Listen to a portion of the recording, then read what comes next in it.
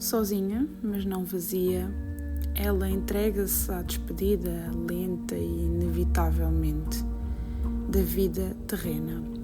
Os rios do corpo escoam sem pressa, deixando o cérebro e os pés migrando para o coração, o último refúgio. Num respirar sereno com batimentos cada vez mais lentos.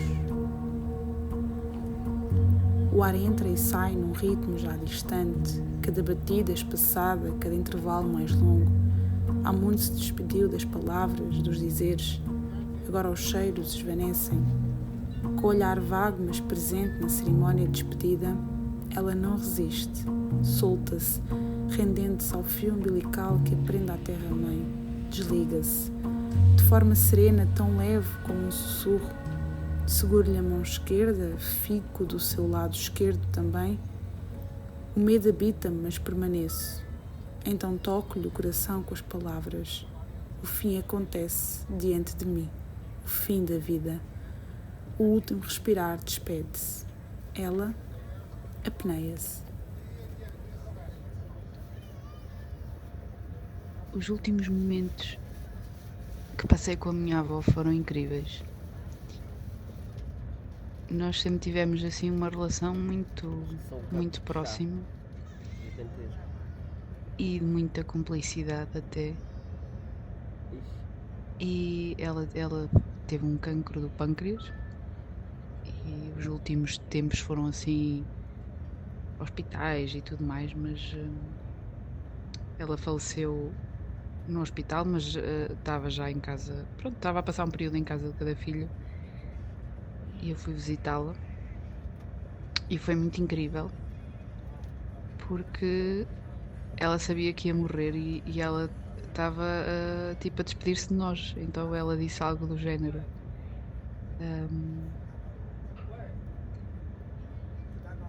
eu sei que eu vou morrer porque eu tenho que dar o lugar aos mais novos. E eu fiquei a olhar para ela do alto dos meus 17 anos, assim, muito incrédula. Tipo, como assim? Mas a verdade é que isso me deu imensa paz e ainda hoje dá.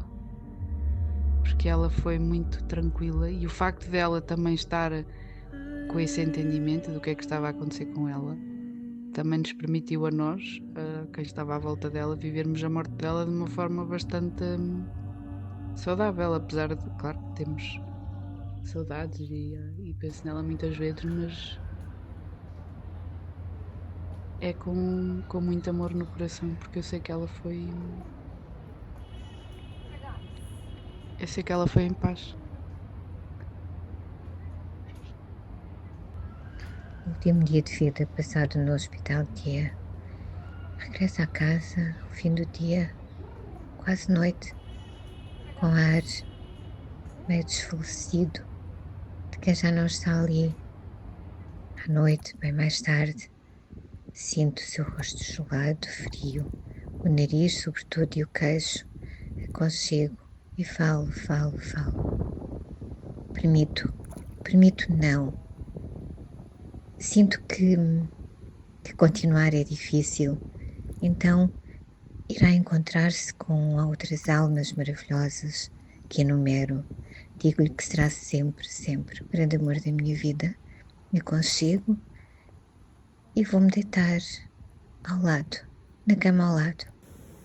Fiquei ali sentindo a sua presença, a sua partida, não sei. Por volta das 4 da manhã, não sinto mais o respirar ao meu lado, na cama ao lado. Levanto-me e sim percebi que não estava mais ali, mas que tinha um ar muito, mesmo muito. Uma das perdas mais complexas pelas quais eu passei foi a perda da minha cadela de apoio emocional, a Bia. E a surpresa foi de tal ordem, apesar de uma consciência permanente da morte, a surpresa do falecimento dela foi de tal ordem que o meu marido, quando me entregou o corpinho da menina sem vida para as mãos, eu que atuo sempre tão rapidamente, fiquei completamente vazia, senti-me absolutamente vazia. E também foi com a morte da Bia que eu compreendi que me sentia altamente responsável pelos sentimentos dos meus pais, porque estavam tão ligados também a essa cadelinha, que aquilo que eu compreendi é que o meu maior sofrimento era saber que tinha que lhes comunicar a partida da Bia e que não lhes podia evitar o sofrimento a eles. Portanto, foi de facto uma morte muito emblemática. A menina continua connosco, nós falamos muito com ela, mas foi emblemática neste sentido. Hoje aconteceu uma morte com a qual eu não contava. Ou melhor, eu já esperava, porque tenho um terreno que é de uns empreiteiros à frente de casa e havia nesse terreno 4 pinheiros mansos centenários que tinham também centenas de ninhos e foram hoje abaixo. Foram abatidos e eu não me recordo da última vez que me senti tão inútil, tão incapaz perante um crime tão indefensável. Foram abatidos para se fazerem aqui 8 vivendas, que já estão em pré-venda a 600 mil euros cada uma, sem uma pedra lançada. E eu resolvi fazer o áudio porque, na realidade, isto foi uma morte profundamente... Eu não tenho palavras para isto. A pessoa mais próxima que morreu foi o meu irmão, foi há 10 anos. Ele tinha tido uma operação, depois não se sentiu bem, teve que voltar para o hospital. Diziam que era uma pneumonia e no dia seguinte estava outra vez mesmo mal e foi levado. Eu tinha ido lá levar uma caixa de framboesas, que ele adorava framboesas.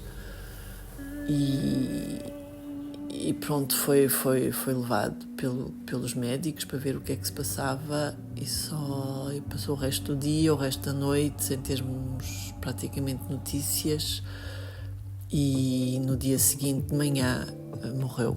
E foi assim um choque.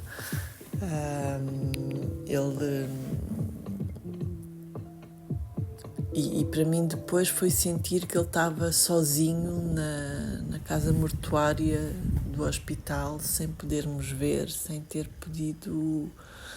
No fundo, depois foi um bocadinho como no Covid, deram-nos um caixão, com ele não foi possível mais vê-lo. Então foi esta sensação de impotência, de não ver, e depois da surpresa. E é isto. I was in India, in a place with beautiful nature. My mother told me out of nowhere that my grandfather had died. We were not very close, but anyway, I went to a special rock and made him a goodbye ritual. I sent some words to my closed ones, and my other grandfather told me that he also wanted me to make some nice words on his funeral. Then I left the place with my girlfriend. We were traveling around India for 2 weeks, and I accompanied her. I decided to go somewhere. I decided to come back to this place. I am back at this place of this rock, and out of nowhere my other grandfather also passed away. We were so close. Here I was at this rock, writing the words of grief for the death of my grandfather. All my masculine ground crumbled. Utter loneliness, sadness. Later I discovered that there was an ancient burial ground just next to this rock, amidst the woods. O sofrimento dele foi o sofrimento e o caráter não reversível da fase em que ele estava foram muito marcantes nesse a vivenciar. O som do seu respirar, a prolongada expiração, muito longa a fase em que estava sem ar nos pulmões e depois muito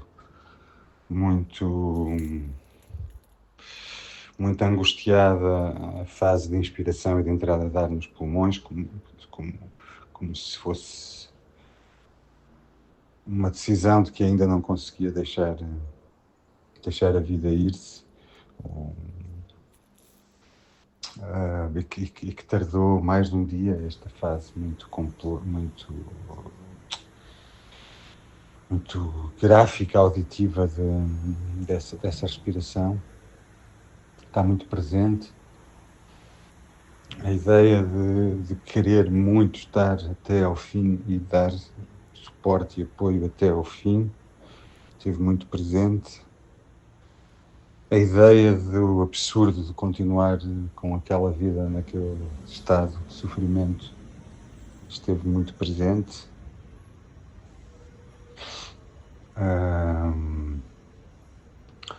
A emoção, uma grande emoção de saber que ele estava a poucas horas de partir, ou assim eu esperava, porque não queria que tivesse a dias ou semanas ou meses naquele sofrimento inconsciente e sem sentido.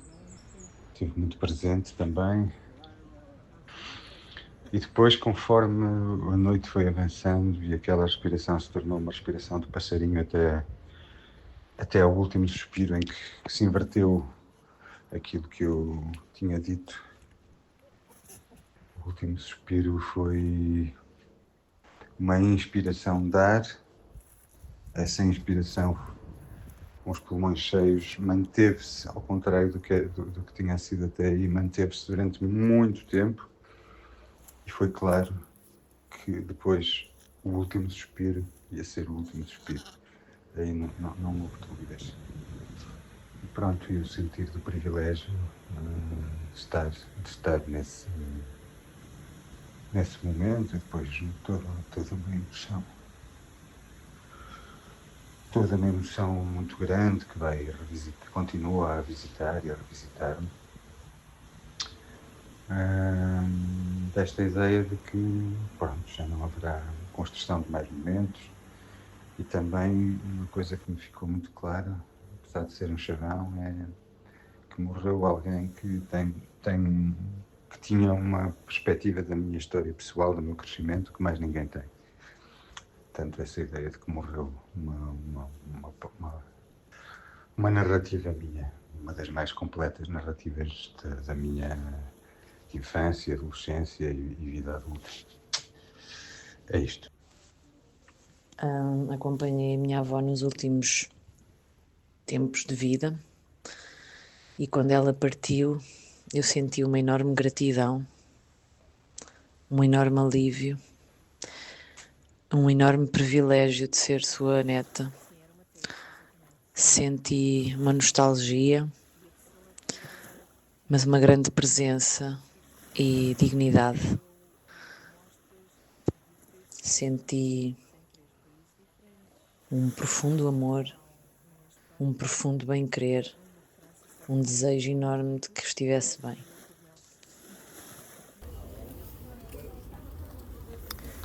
Lembro-me que chamei o meu colega e que lhe disse: olha, ficarei naquele quarto alguns minutos. O senhor estava a falecer. Fui a medo, nunca tinha presenciado o último sopro. Entrei no quarto e vejo com uma respiração aquietada, o olhar vago e sem dirigir, não falava. Depois a respiração começou a ficar mais lenta, cada vez mais lenta. Lembro-me de estar a televisão ligada no meso e desliguei-a. Pus-me do seu lado esquerdo e segurei-lhe a mão esquerda também. Estava fria, como os joelhos e os pés. Eu ainda assim com medo, mas decidi ficar e decidi falar-lhe. Disse-lhe: eu estou aqui, pode partir tranquilamente, os seus filhos estão preparados para a sua partida. E disse-o baixinho. Não sei ao certo quanto tempo estive com ele, mas ele morreu comigo ao seu lado e o medo desapareceu. A Maria foi presença constante durante toda a minha infância e adolescência. Era a melhor cozinheira do mundo e o seu maior trabalho de amor foi cuidar de mim e do meu irmão. No final da vida foi para um lar e a dado momento adoeceu. Nesses seus últimos dias recebemos uma mensagem convidando-nos a visitá-la para uma despedida. Cheguei de manhã à Leiria e encaminhei-me para a sua cama. Apercebi-me de que ela estava em sofrimento, com uma respiração acelerada e a cara com uma expressão dolorosa. Comecei a falar com ela, a tocar-lhe, a fazer-lhe festinhas nas mãos, a cantar-lhe, e notei que foi relaxando. Tenho a certeza de que, apesar de estar de olhos fechados, me reconheceu. A dada altura, ocorreu-me contar-lhe uma história. Era a história de uma menina que brincava num prato cheio de flores.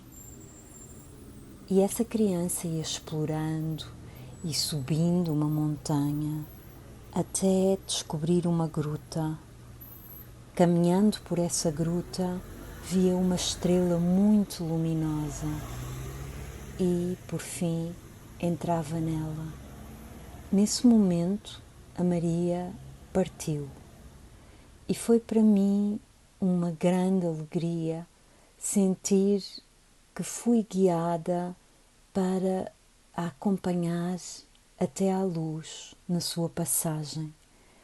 Esta é uma história que ainda hoje ilumina o meu coração. A minha mãe já estava bastante debilitada e já estava mesmo numa fase final da sua existência aqui na Terra. E eu tinha uns dias de caminhada na montanha já marcados há muito tempo e eu precisava mesmo desse espaço para mim, desse espaço na natureza, nesse espaço para me reconectar. E eu estive a preparar a minha mãe para poder ir esses dias ter essa conexão, e eu senti muita dúvida se devia de ir ou não. Mas pensei assim, não, eu vou, porque é preciso mesmo. E quando terminei uma das caminhada dura, difícil, mas me traz sempre muita força e muita energia e muita inteireza.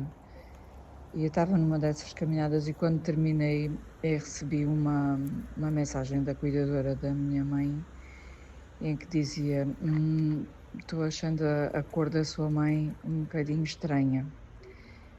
Eu mandei-lhe uma mensagem e pedi-lhe para ela mandar uma fotografia da minha mãe.